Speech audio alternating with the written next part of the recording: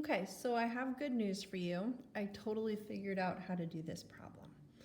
Um, so if you've been struggling with this one, I can totally see why. But I think once we go through one, there's some things that we've been doing all along that are going to start to click. And it's kind of nice to see everything pulled together. I find it a little satisfying. So the directions say use a power series to approximate the value of the integral with an error of less than 0.0001, which sooner or later I'm going to think of that as what is that, 1/10,000th? Anyway, but it says to use power series. So when I look at the integrand, the first thing that pops out to me is, oh, sine of x. Do I know a power series for that? And I do.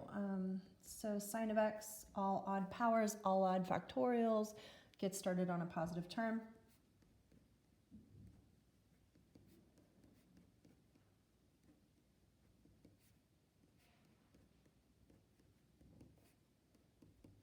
You know, and we could always build in more terms if we needed to, but let's see if we can get away with just this many for now. So that's sine of x, and then let's think about, well, what would we have to do to sine of x to get sine of x over x? And there are a couple correct answers. You could divide by x, or you could multiply by 1 over x, and I'm going to prefer multiplying by 1 over x.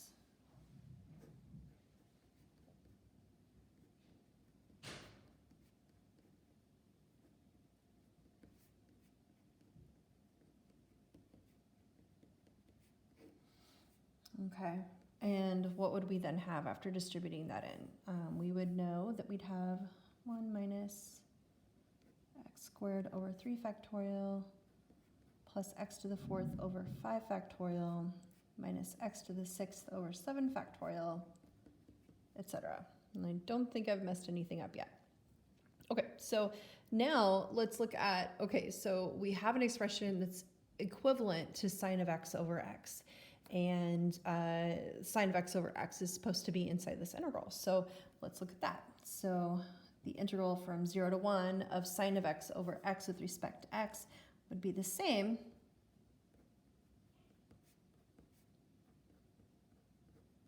as the integral of this cute little infinite polynomial that we found.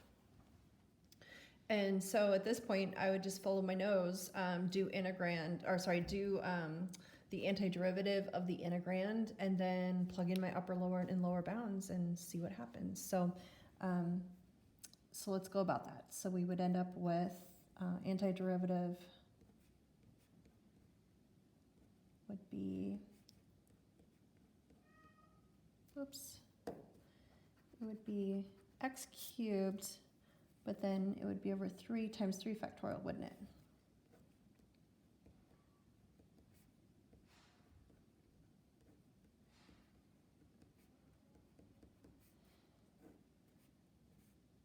Yeah, there we go. Okay, so now let's look at what would we get when we plug in the upper bound. And I'll just show that. So we're going to plug 1 in. So we'd have 1 minus times 3 factorial plus 1 over 5 times 5 factorial minus 1 over 7 times 7 factorial, and so on. And then when you plug 0 in, since every single term has an x in it, then we would just get 0 for that. So this is exactly what we would have. So this is the exact value. Now we're supposed to figure out an approximation with an error less than 1/1000th. And really the only theorem that we've got at this point is the alternating series remainder theorem. So is this an alternating series? Yes. Is it convergent? Remember, that was an important part. So if it's convergent, that would mean that in order to say it's convergent, that is, we would need to be able to look at the terms, the absolute value of all the terms, and notice that it's decreasing in value and that its value is approaching 0. And we have exactly that. So that means that this is a convergent alternating series. And then if that's true, then the exact sum is always going to be have an error, let me reword that. Your nth partial sum will always have an error less than or equal to the absolute value of your first neglected term. So what I would do is go down the road or go down the row here and really just kind of calculate the value of the terms. And you're looking for which term would have an absolute value that would be less than 1/10,000th. So, so let's look at this really quick. So we'll do 5 times 5 factorial. I'm noticing the first couple would not work out. So 5 factorial was at 120.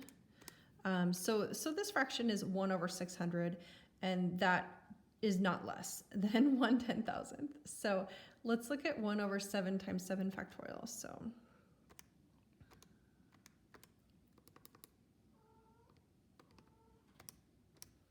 okay, well, that would be definitely less than, or have a magnitude less than 1/10,000. So I claim that if we were to just add up those first 3 terms, we could have this one be your first neglected term, and you would be within that 1/10,000th that they're asking you for as far as accuracy goes. So just go ahead and evaluate that.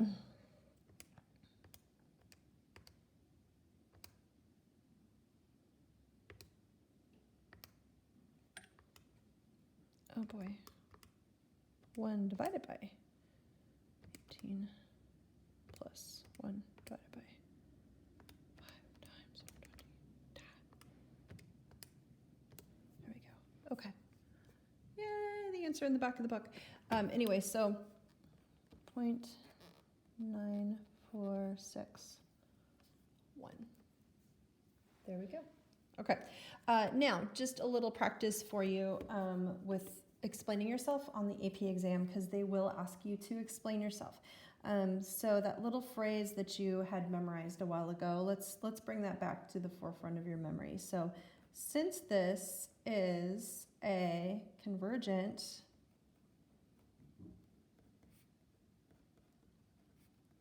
alternating series,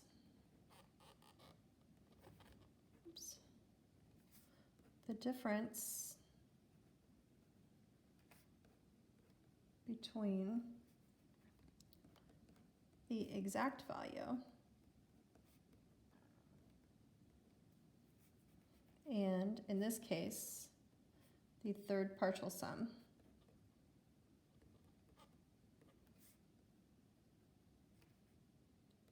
is guaranteed to be less than the magnitude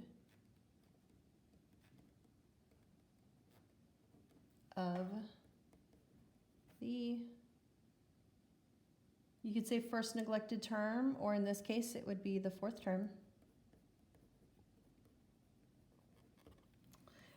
And then practicing the other way to say the exact same thing, the integral from 0 to 1 of sine of x over x with respect to x, and I actually got 0.9461 repeating, is definitely going to be less than the magnitude of your first neglected term,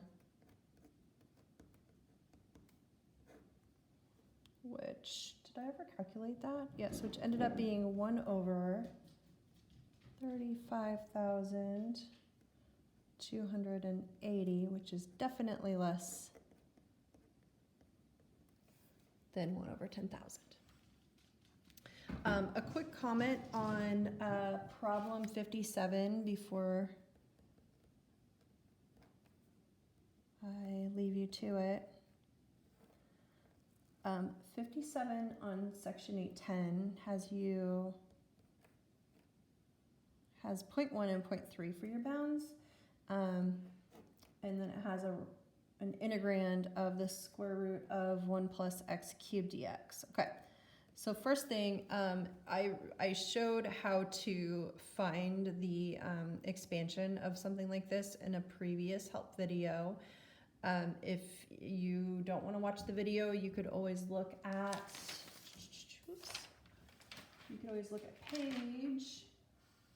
pages 637 and 638 in your textbook.